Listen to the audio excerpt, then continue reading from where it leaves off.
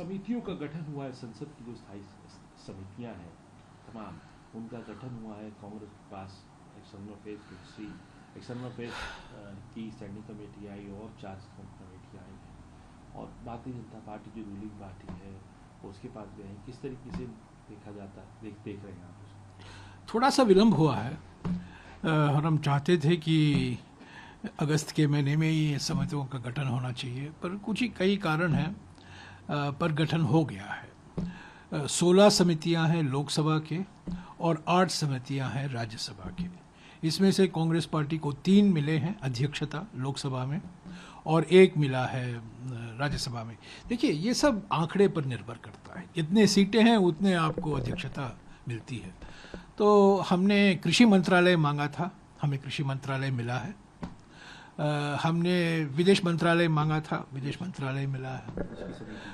और ग्रामीण विकास मंत्रालय मांगा था, ग्रामीण विकास मंत्रालय भी मिला। तो 3 अत्यंत महत्वपूर्ण संवेदनशील मंत्रालयों का स्थायी समिति जो है, एक्सटर्नल अफेयर्स, कृषि और किसान कल्याण और ग्रामीण विकास और पंचायत राज, ये 3 लोकसभा के मिले हैं। राज्यसभा में हमें 1 मिला है, वो भी बहुत महत्वपूर्ण है और राजनीतिक नज़रिए से बड़ा संवेदनशील है आज के माहौल में, वो है शिक्षा मंत्रालय। तो मैं समझता हूँ कांग्रेस पार्टी के लिए अच्छा मौका है और हम उम्मीद करते हैं कि 10 साल से जो समितियों का नज़रअंदाज किया गया है, जो बुलडोज़र लगाया गया है समितियों पर, वो अभी ये नहीं होगा। इन समितियों को गंभीरता से लिया जाएगा।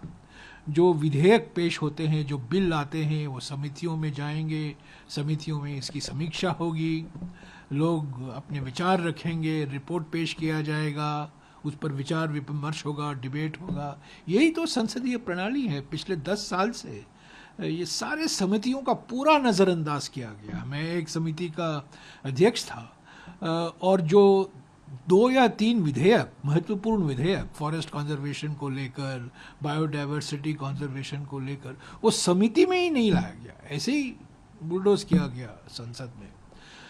हम उम्मीद करते हैं कि अभी इन समितियों को बहुत गंभीरता से लिया जाएगा और सरकार इसका नज़रअंदाज नहीं करेगी। 4 महत्वपूर्ण समितियां हैं और 3 उसमें से आपने कृषि। देखिए, हमारे बड़े वरिष्ठ नेता इनके अध्यक्ष हैं। विदेश मंत्रालय के स्थायी समिति में शशि थरूर जी हैं, बड़ा अनुभवी हैं। अंतर्राष्ट्रीय स्तर पर भी उनका बहुत अनुभव रहा है। कृषि मंत्रालय से हमारे पंजाब के पूर्व मुख्यमंत्री चरणजीत सिंह चन्नी अध्यक्ष हैं। हमारे ग्रामीण विकास और पंचायती राज मंत्रालय के लिए हमारे दूसरे बार जो सांसद बने हैं उड़ीसा से, जो चुनकर आए हैं, और ख़ास तौर से आदिवासी इलाकों से उनका संबंध रहा है, सप्तगिरी उला का, वो अध्यक्ष हैं। और शिक्षा मंत्रालय के स्थायी समिति के अध्यक्ष दिग्विजय सिंह जी हैं, जो 2 बार मुख्यमंत्री रह चुके हैं और शिक्षा के बारे में बहुत कम लोग होंगे हमारे राजनीति में जिनका अनुभव इतना है जितना कि दिग्विजय सिंह जी का है। आप ये मत भूलिएगा कि करीब 25 साल पहले, आजकल तो एम्प्लॉयमेंट गारंटी स्कीम की बात हो रही है, पर 25 साल पहले, करीब 25-27 साल पहले जब वो मुख्यमंत्री थे, उन्होंने एजुकेशन गारंटी स्कीम लाया था और लागू भी किया था मध्य प्रदेश में। तो बड़े अनुभवी हमारे 4 अध्यक्ष हैं। बात आ रही है, कृषि की समिति आपके पास आई है, पीएससी तो वो हमने मांगा था, हमने बिल्कुल मांग की थी कि हमें कृषि मंत्रालय चाहिए, क्योंकि यहाँ बड़े मुद्दे हैं। हरियाणा चुनाव में भी यही तो मुद्दा है, क्या आप एमएसपी को कानूनी गारंटी देंगे, क्या कर्जा माफ़ी होगा, तो किसान आयात और निर्यात की नीति बनती है जो बदलते रहता है, उसमें किसान और किसान संगठनों की कोई भूमिका रहेगी? जो किसान संगठन मांग कर आ रहे हैं, जो निजीकरण हो रहा है निवेश का कृषि के क्षेत्र में, उसमें क्या कोई परिवर्तन लाया जाएगा कि नहीं? तो बड़े बड़े मुद्दे हैं यहाँ, और सिर्फ पंजाब और हरियाणा से जुड़े हुए नहीं हैं, अलग अलग राज्यों से जुड़े हुए हैं। और चन्नी जी तो मुख्यमंत्री रह चुके हैं, तो उनका बड़ा अनुभव है कृषि के क्षेत्र में लेकर।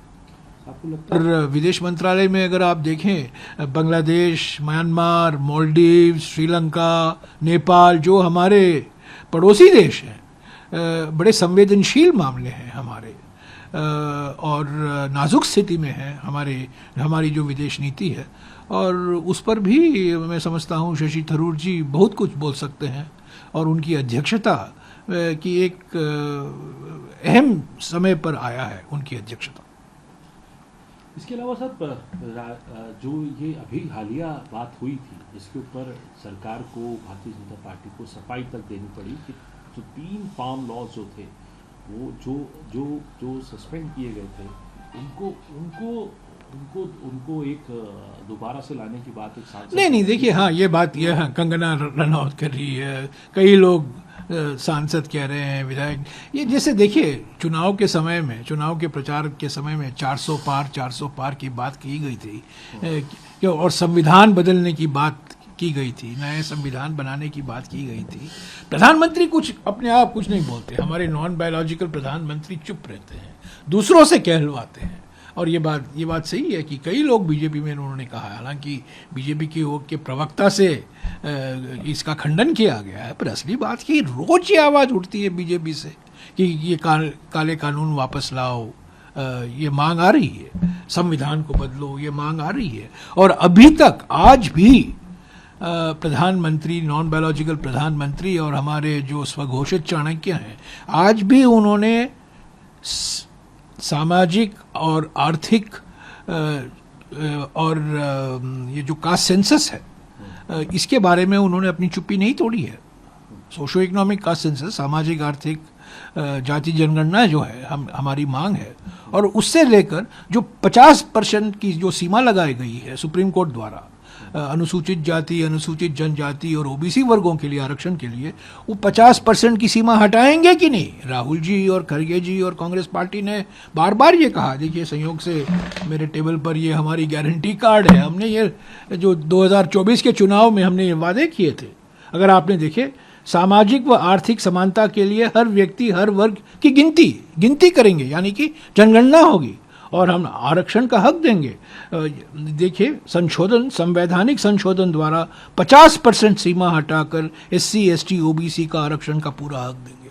इस पर तो प्रधानमंत्री और गृहमंत्री ने कुछ कहा नहीं है, और ये बड़े मुद्दे हैं। पंजाब, हरियाणा के चुनाव में ये मुद्दे रहेंगे, झारखंड के चुनाव में ये मुद्दे रहेंगे, महाराष्ट्र के चुनाव में, और आप देखेंगे इस विधानसभा चुनाव के बाद 4 जून 2024 एक मील पत्थर था, एक परिवर्तनकारी क्षण था हमारे राजनीति के लिए। आप देखेंगे ये चुनाव हो रहे विधानसभाओं के लिए, इसके बाद भी तेजी से परिवर्तन आपको देखने को मिलेगा, और तेजी से।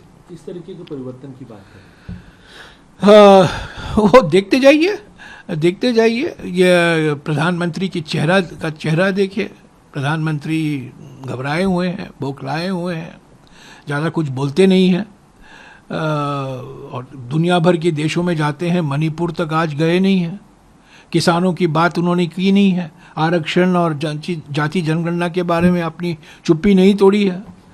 तो अभी देखिए क्या होता है, और अभी चंद्रबाबू नायडू क्या करेंगे, नीतीश कुमार जी क्या करेंगे, उन पर भी निर्भर होता है।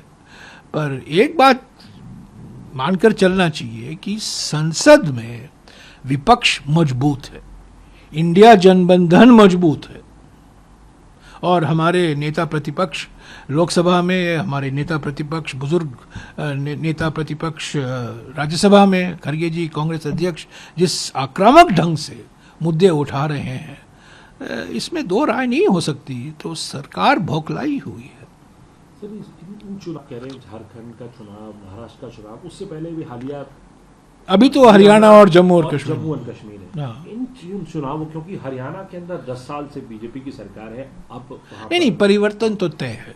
हरियाणा में किसी हालत में परिवर्तन, लोगों ने अपना मन बना लिया है, और हमें निर्णायक बहुमत मिलना, मैं समझता हूँ उसमें कोई शक नहीं है। जम्मू और कश्मीर में हमारा गठबंधन है, नेशनल कॉन्फ्रेंस के साथ हमारी गठबंधन की सरकार बनेगी, और जो हमारी मांग है, पहली बार हमारे राजनीतिक इतिहास में एक राज्य था उसको यूटी बनाया गया, और हमने ये वादा किया है कि जब हम सत्ता में आएंगे, यूटी को हम वापस जम्मू और कश्मीर को पूरे राज्य का दर्जा दिलवाएंगे। हालांकि राज्य सरकार को करना है, पार्लियामेंट को करना है, पर हम दबाव रखेंगे। हमारी शक्ति है, अभी हमारी आवाज़ है संसद में। तो जो 5 अगस्त 2019 में हुआ था वो दोहराया नहीं जा सकता। इसके बाद महाराष्ट्र के चुनाव आएंगे, इसके बाद झारखंड के चुनाव आएंगे। मैं समझता हूँ बिल्कुल बीजेपी का सफाया होगा चारों राज्यों में। जम्मू कश्मीर के चुनाव 10 साल बाद हो रहे हैं सर, वहाँ पर उसके रिजल्ट्स का इम्पैक्ट कितना देखते हैं आप? क्योंकि मिसेस गांधी ने, मुझे याद है कि ये बात कही थी कांग्रेस पार्लियामेंट्री पार्टी की मीटिंग के दौरान भी, कि इन चुनावों का असर राष्ट्रीय राजनीति पर। देख, हर एक विधानसभा का चुनाव अपना अपना विशेष महत्व रखता है। हरियाणा का भी महत्व है, जम्मू और कश्मीर का तो महत्व सिर्फ हमारे देश तक सीमित नहीं है, पर सारा दुनिया देख रहा है कि कैसे चुनाव हो रहे हैं, क्या नतीजा होगा, जनादेश किसको मिलेगा।